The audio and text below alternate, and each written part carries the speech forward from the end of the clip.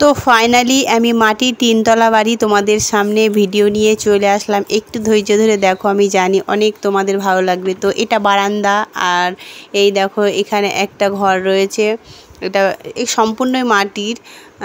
আর আরেক সাইডে আর একটা ঘর রয়েছে, এগুলো সম্পূর্ণ মাটির, কিন্তু মেঝেগুলো একটু পাকা করে নিয়েছে, কারণ জল বৃষ্টি হওয়ার সময় মেঝেগুলো কাদা কাদা হয়ে থাকবে, ভেজা ভেজা, তাই এখানে মেঝেগুলো সব পাকা করে নিয়েছে। তো এটা পুরো বারান্দা থেকে বাইরে দেখাচ্ছি। চলো দোতলা যায় এবার। এই যে দোতলা সিঁড়িগুলো দেখো, ছোট্ট ছোট্ট, যারা হাঁটতে পারে না, অভ্যস্ত নেই, তারা কিন্তু একটু ভয় লাগবে, কিন্তু কোনো ভয়ের কারণ নেই। আর এই যে এটা দোতলার একটা রুম, আর এটা বারান্দা, আর এই যে দোতলার আর একটা রুম, যেখানে ধানের গোলা, দেখো ধান কত রয়েছে।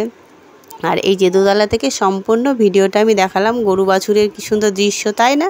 চলো এবার তিনতলা যাওয়া যাক। তিনতলা সিঁড়িগুলো দেখো, এই যে সিঁড়িগুলো কি সুন্দর ছোট্ট ছোট।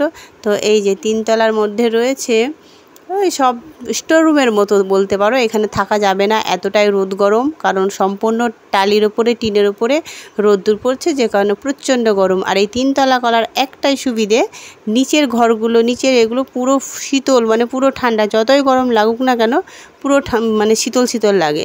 তো মাটির বাড়ির এই তোমাদেরকে পুরো ভিডিওটা দেখালাম। কে কে তিনতলা বাড়ি দেখেছো আর কে কে দেখোনি অবশ্যই কমেন্ট করবে। আমি জানি যে অনেকে দেখোনি, কিন্তু কারণ এই বাড়ি, মাটির বাড়ি এখন সচরাচর দেখা যায় না। আমি মুর্শিদাবাদ গেছিলাম বাপের বাড়ি, আর এই বাড়িটা হলো আমার পিসির মেয়ের বাড়ি। আমি যখনই যাই পিসির মেয়ের বাড়ি, আমি ঘুরতেই যাই আমাদের পাড়াতেই।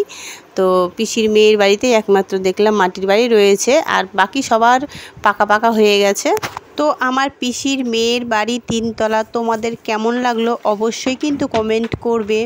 তো বাই বাই, সবাই ভালো থাকবে, সুস্থ থাকবে।